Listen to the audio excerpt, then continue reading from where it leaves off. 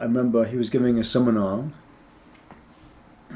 I don't remember what the topic was, but I remember he would talk about how one had to be kind of raw and rugged.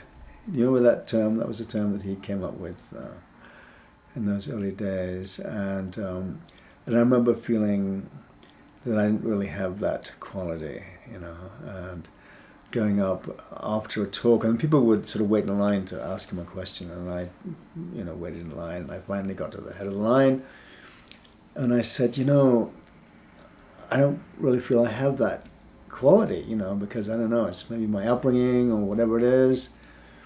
And he just smiled at me very warmly, and then he pointed to the wedding band on my finger, and I looked, and then he pointed to the ring on his finger, which was in the form of a gold vajra.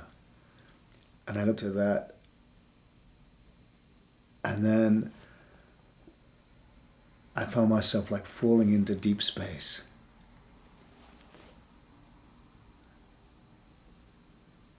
And in the middle of that extraordinary sense of falling into deep space, nothing to hold on to, I heard him saying, "Welcome to the circle." It was an extraordinary experience, And so he had that ability in that very personal way in that moment to give this kind of mind-to-mind transmission of experience of the vast space-like quality of mind. Another time that happened was in New York, when he was teaching at the center there, and I think they had a room for him where he could sleep at the center. And then he'd been giving some seminar, some talk or other, and at the end of the day, I was the last person to leave his room. He was already laying down, getting ready to go to bed, and he said to me, "Kunga, lay down on the floor, look up at the ceiling."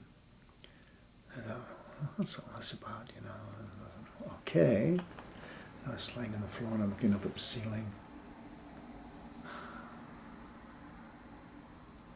And there's absolutely nothing happening,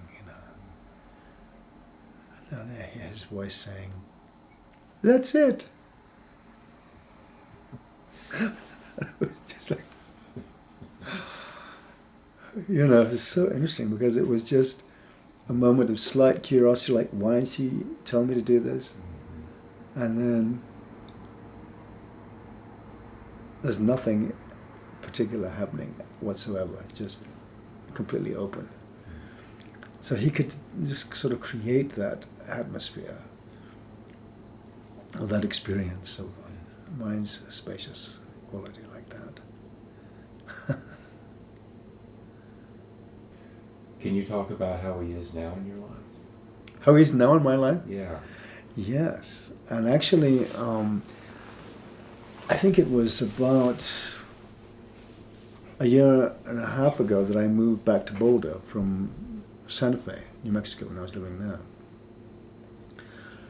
And I had a very powerful experience when I was living in Santa Fe. One day that I was actually driving along with my then girlfriend, and as I was driving the car in Santa Fe, I had this vision of Trungpa Rinpoche filling the whole of space. And he's saying to me, "From now on, never separate. From now on, never separate."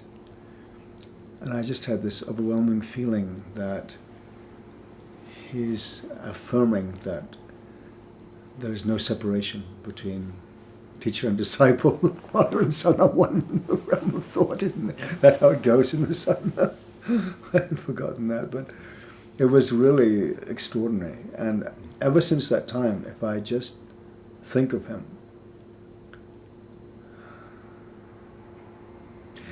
it's as though his presence is right there very powerfully, and it just sort of stops my ordinary thinking mind.